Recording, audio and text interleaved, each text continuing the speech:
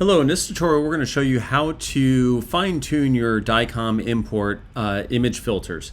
Now I'm going to, just for ease of showing these tools, I'm not going to be using the new DICOM load that comes with version 24 where you can send your x-rays directly into PostureRay.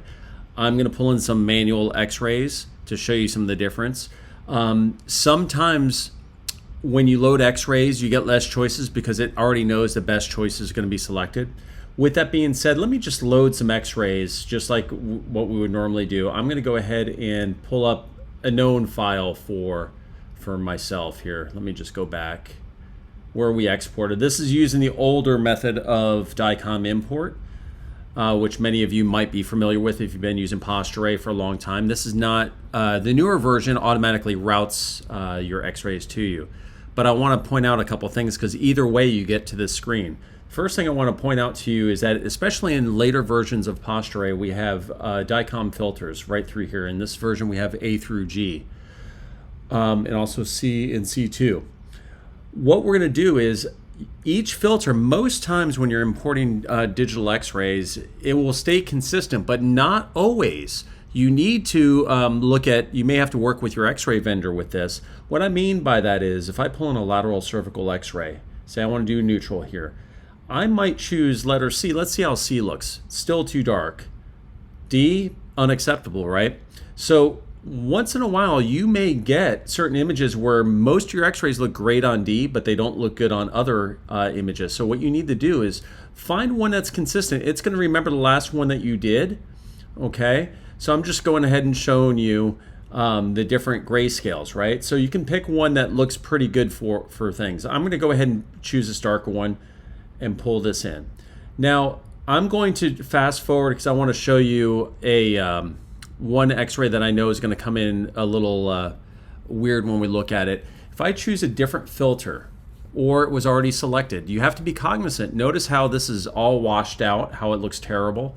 If you import it like that or you look like this, you're not going to have the grayscale to be able to change the x-ray contrast. This is really, really important because a lot of doctors forget this because their staff is importing x-rays. Their staff may or may not know that they can tweak the first filters here, right? So by the time the doctor sees it, they won't have something that they can work with if they didn't pay attention when they were importing those. So on this one, let me just try a different filter just to show you. Okay, so I'm going to purposely pull this x-ray in with a bad contrast so I can show you some tools. Now the problem is I would never do this on purpose. I would always make sure you look through the best, especially if you're getting one series of x-rays that just comes out to where it doesn't look appropriate. But I'm just going to show you this as an example on how you could use these future tools that I'm going to show you in just a second. I'm just going to pull in this additional x-ray here, and I'm going to choose OK.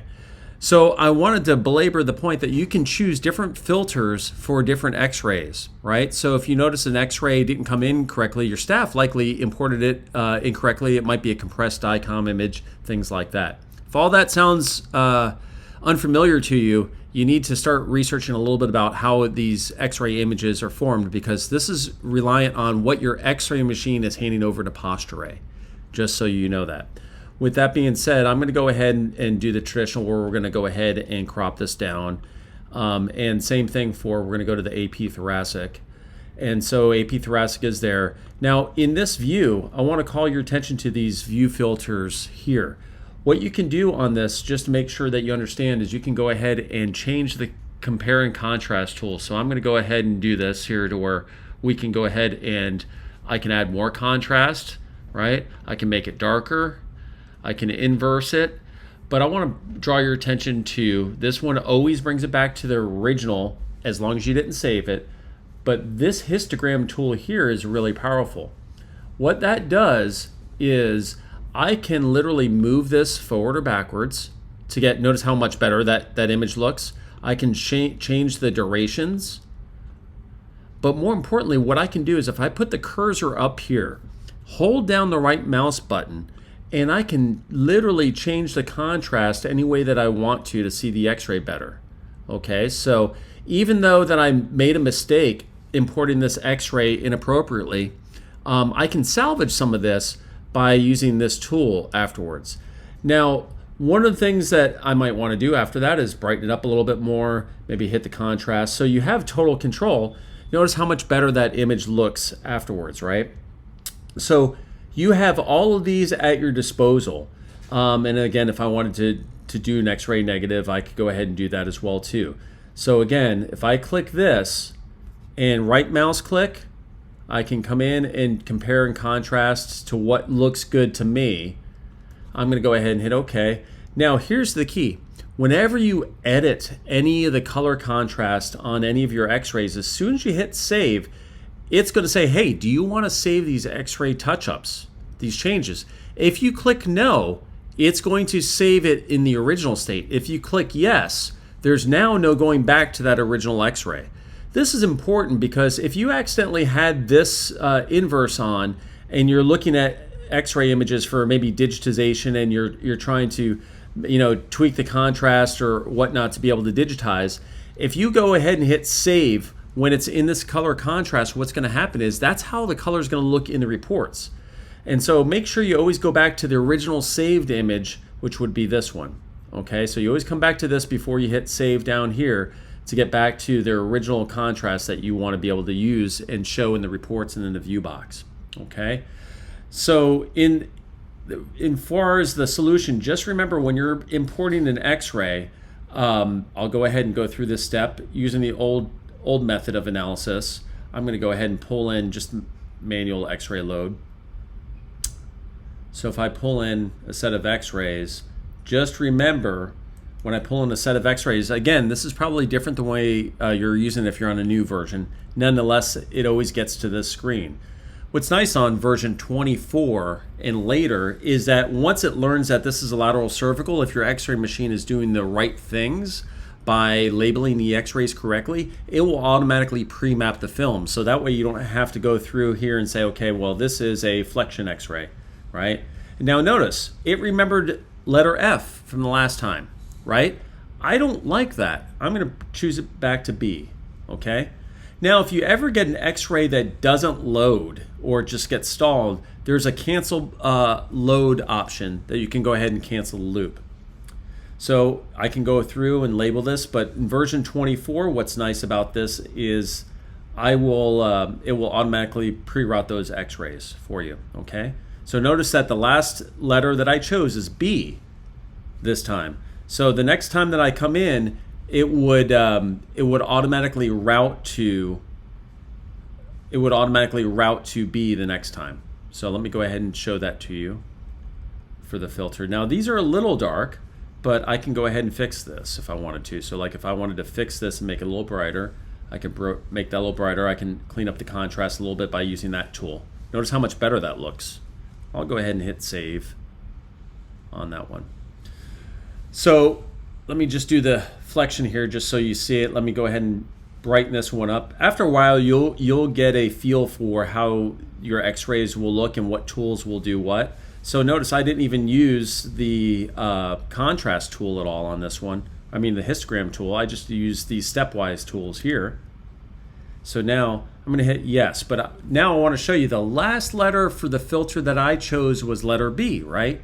So if I happen on the next patient to come in and I want to pull in a lateral cervical, again, I'm using the old method of pulling in X-rays just to keep it simple for you guys here. So let's open up this one here. I'm just going to highlight all of these and open this up again. So if I scroll through, notice how it's already defaulted to B because that was the last letter that was chosen.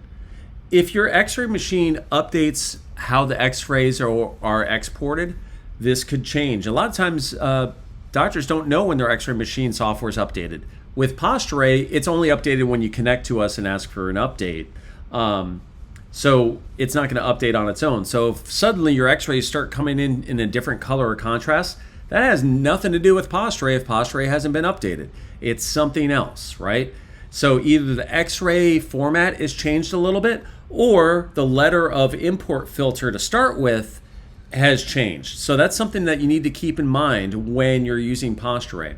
And again, if you're using an older version of Posturay, you're not going to have all these options. You may have A through D, for instance, for filters. Sometimes based on your X-ray format, you may not even get any choices here. That has to do with how your X-rays are sent over for your X-ray machine. If that's the case, then Posturay is selecting it for you, so don't worry about the letters here. All you have to worry about in that case is when I come in is I just have to worry about using these filters. So in the case here, I probably just make it brighter one time and pull that in, and then I'm good to go. Okay, so I recommend that all of you, if you're watching this video, also look at the features for version 24 for DICOM Receive. If you're not on version 24 or later, it might be worth the upgrade to save you tons of time. You need to make sure your X-ray vendor is involved with routing the X-rays to Posturay, and possibly your IT person, because you got to make sure you have a dedicated what's called IP address for your computer. So that way your router tells the X-ray software where to find your computer with Posturay on the network to send you X-rays. And you have that ability if you open up Posturay and you have this DICOM Receive button. So right here I can say that I don't have any X-rays here ready to load, but I will show you in just a second how easy it is to load X-rays. Actually, we have a video on it. If you just go in here, and I'm just going to show you this on the video, and we open up the help tutorials, I'll show you how to get to that if you're interested in looking for the DICOM push. So if you go into our knowledge base here, and it's actually DICOM Receive.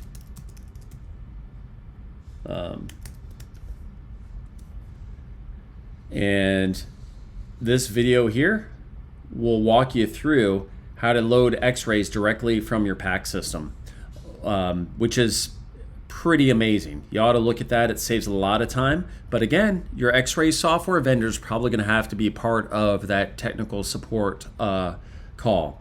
So that way we can make sure that they need to route it to your X-ray computer correctly. You might be able to do it on your own, but we as Posturay tech support people can only support our software Posturay.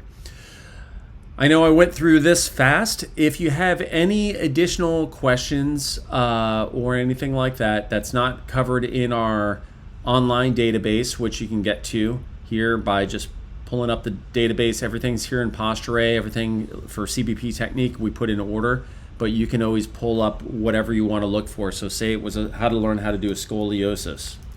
Just type in scoliosis, hit search, and then you're going to find different methods of tutorials based off of what you're trying to learn. Okay, so everything's at your fingertips there in our knowledge base.